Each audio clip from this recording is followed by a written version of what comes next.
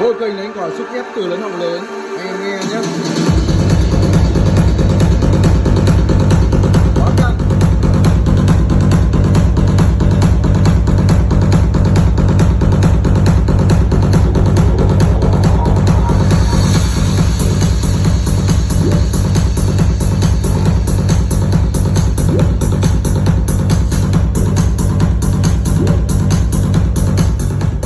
F5000i đến từ thương hiệu Maxim, công suất cho ra là 2500W một kênh ở trở thắng 8 ohm.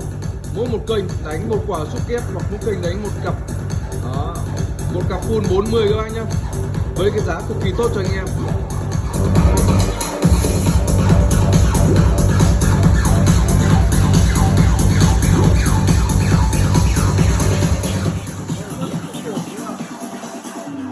Đi lắp đồng 100%.